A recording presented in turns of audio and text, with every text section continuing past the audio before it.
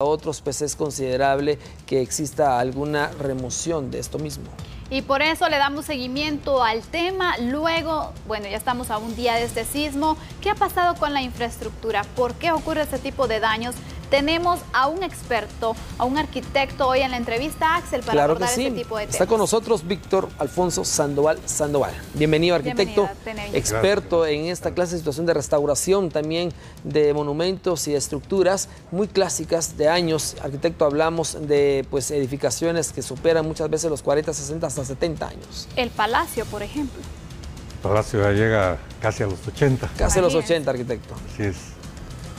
Pues es una estructura muy interesante, pues se veía en algunas noticias que se hablaba de las juntas, de los 3 cuerpos que tiene el palacio.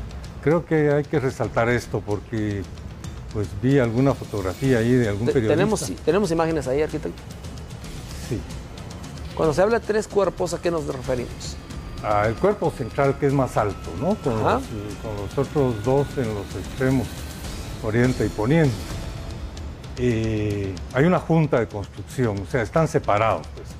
Son 2 columnas separadas. En el periódico lo ponían como un daño provocado, pero así fue construido. Así fue construido. Y funciona bien, y creo que en este caso funcionó muy bien. La construcción del palacio, a pesar de ser antigua, parece ser una de las más sólidas que se construyeron en esa época. Pues, y me ha tocado trabajar con algunos edificios de esa época y había muchas deficiencias en su construcción, especialmente en la corrosión de los refuerzos elásticos, el acero, por ejemplo, que con la humedad se expande, ¿no? Se oxida. Y vemos el caso del Palacio y otras edificaciones que pues son muy resistentes, muy fuertes, como usted lo indicaba, pero tenemos el caso contrario también, por ejemplo, las casas de adobe, que siempre son las más afectadas. Fíjese que yo le diría que a partir de los primeros años del siglo XX se introduce el concreto y el acero, la mampostería reforzada, y se empezó a perder el conocimiento de cómo construir en adobe. Realmente no es que el adobe sea un mal material para construcción, es que es otro material, la materia gris, la que hace falta. Muy diferente a la actual, ¿no? Definitivamente. Conocer un poco cómo se comportan, cómo se arman los... se ha cometido el error de creer que reforzando el adobe, en algunos casos hasta han llegado lo mezclan con cemento. Sí, y lo repean. Lo repean. He visto otros casos de que lo forran con malla de gallinero, les echan... Y no es eso, realmente es cómo se arme el control. Y quizá el 90% lo lleva una solera de corona que le permite la estabilidad a la construcción, ¿no? Ahora yo le pregunto algo, arquitecto, ¿será que el adobe, que existe en algunas edificaciones y que ha sufrido daños a través de esta actividad sísmica, es el problema, que la construcción, la edificación fue por personas que desconocían muchas veces la manera en armar esto? Mire, hay otro problema complicado que fue, por cierto, fue un decreto que puso José María Rey Navarro siendo presidente a finales del siglo XIX, en que él conoció París y se dio cuenta que todas las edificaciones modernas del neoclásico ya no tenían los aleros que tenían todas las casas aquí. Y él hace un decreto obligando a todo el mundo a que quite el alero. La excusa que puso fue que se podían mojar las personas que pasaran abajo. Y esto es lo que se cae. ¿Ha visto las últimas? La de Antigua, por ejemplo. La de Antigua es eso, ¿no? Se cayó este parapeto que normalmente no tiene continuidad estructural con el muro. Pues, sí. Creo que es oportuno que regresemos a poner los aleros y no estos parapetos. Ahí está, cabrón, ¿no?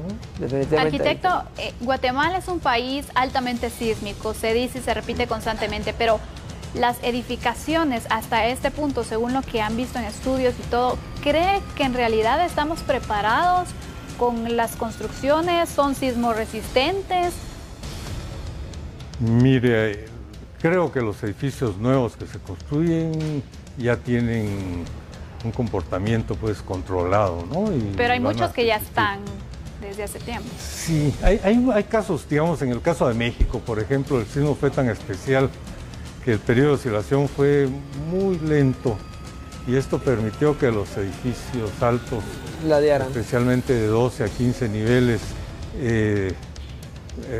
se balancearan mucho y en muchos casos toparon un edificio con otro, a veces con distancias hasta de 4 metros y toparon entre sí. Y, o sea, no se puede construir para el 100% de sismos. Pues. Quizá en nuestro caso los sismos son de periodo de oscilación muy corto. Y creo que esto hay que tomarlo en cuenta porque esto es dañino para las construcciones rígidas, por ejemplo, las construcciones de adobe o las iglesias. Pero los edificios son flexibles, entonces eso les permite absorber tranquilamente los periodos de oscilación cortos. Peligrosos si son periodos de oscilación. Ahora bien, arquitecto, hablando de las evaluaciones, aquí en Guatemala sucede un sismo de grandes magnitudes, 6.6, 6.7, el de hace 3 años, y se realiza una evaluación. Pero, ¿qué personas evalúan eso? Es la pregunta, porque muchas veces dicen, no, hay que demoler esa casa porque ya está rajada y es de adobe, hay que tirarla. Y muchas veces no es esa la solución porque las personas no son las indicadas. Mire, esto es interesante porque igual nos pasó, a mí me tocó vivir el terremoto del 76. El Instituto de Antropología con la institución no tenía poder, pues, y actualmente ya tiene un poco más de poder, ¿no? Hay una fiscalía para el patrimonio, sin embargo, siempre llega tarde. Primero llegan los soldados. Sí. Esto es simpático porque una señora en San Marcos, en el terremoto del 2012, estaba preocupada, que no quería que le demolieran su casa.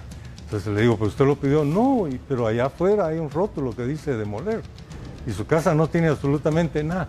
Sí, pero es que vinieron 4 soldados y le pusieron ahí demoler. A lo que vamos. Un poco complicado, pues está bien que el ejército participe y ayude, pero tiene que tener límites. Pero ya decidir, bueno, esto no funciona, creo que es cuestionable, ¿no? Creo que la instrucción, muy pobre también, era de que si tiene una grieta hay que demoler. Y no muy clara. Todos los edificios tienen grietas, ¿no? Gracias, arquitecto. Complicado. Pues, sí. Ahora, usted decía de por qué se produce, por qué es altamente sísmico Guatemala. Hay un dato especial, ¿no? Hablamos de Pangea, cuando América estaba unida con Europa, pero poco a poco se va separando. Y esta es un poco la razón, digamos, el núcleo de la Tierra, que es súper caliente. Está produciendo, sacando materia caliente y tomando fría por otro lado. Pero la que saca hacia arriba empuja y nos separa. Hay un cálculo ahí entre 3 y 10 centímetros anuales. Cada año. Cada año nos separamos más de Europa. Y en el caso de Guatemala, que se hará, por cierto, yo oí por ahí algún experto hace unos años, dice, es que es como una palangana donde hay trozos flotando de madera y topan unos con otros. No, la fuerza es siempre hacia el Pacífico, pues tenemos que llegar al Pacífico. El problema es que se está montando con otra placa que no se está moviendo al ritmo de la nuestra. Y claro, hay ciertos materiales distintos, ¿no? Que por la misma formación, y esto es lo que ha producido fallas, pero no es que vayan en distintas direcciones. He visto ahí algunos esquemas de que la del norte viene para acá, la de Cocos para allá, no es tanto. Se supone que todas deben ir hacia el Pacífico. Claro, por la distinta calidad de materiales puede esto fallar, pero por ahí anda. Interesante, arquitecto. Muchas gracias por su conocimiento y también por compartirnos esta explicación que vale la pena, ¿no? Sí, y nos deja claro muchas cosas para poder entender tanto el material de construcción de los 60, 70 a los actuales y por qué razón también ocurren sismos tan seguidos. Muchas gracias, arquitecto, por acompañarnos y usted ya escuchó también esa explicación.